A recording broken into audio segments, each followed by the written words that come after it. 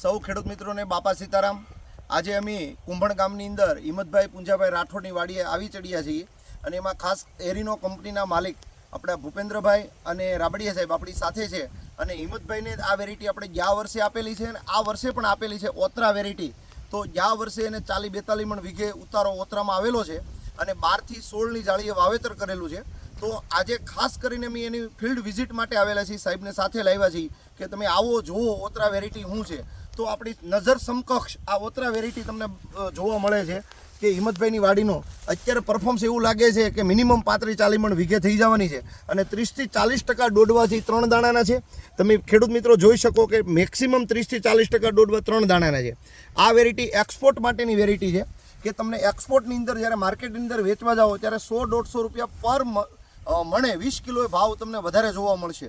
એટલે આ વેરાયટી આવતા વર્ષે જેટલી બને એટલી તમે ખેડૂત મિત્રો વાવો તો તમને આવતા વર્ષે આ વેરાયટીમાં ખ્યાલ આવશે કે આ વેરાયટીની તાકાત શું છે।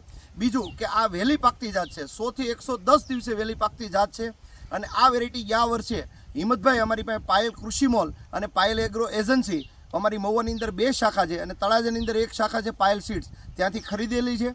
અને હિંમતભાઈનું જ પૂછી કે અમે તમને આ વેરાયટી પાયલમાંથી તમને પહેલી વખત અમે આપી ત્યારે કેવી વેરાયટી તમને લાગી, પોતાના તમારા મંતવ્ય આપો કે આ વેરાયટી તમને આપી પહેલી વખત તમે અમારા વિશ્વાસ જ લઈ ગયા હતા કે તમે તમારા વિશ્વાસ હા હિંમતભાઈ ટૂંકમાં અમારી ઉપર એટલો વિશ્વાસ રાખીને લઈ ગયા કે મગનભાઈ જે વેરાયટી તમે આપો તમે ધૂળ આપો તો મારે વાવવાની છે, એ હિંમતથી વિશ્વાસથી અને એ મારી પાસેથી ત્યાં લઈ ગયા હતા અને આ વેરાયટી તમે જોઈ શકો છો કે ઓતરા વેરાયટી કેવી છે।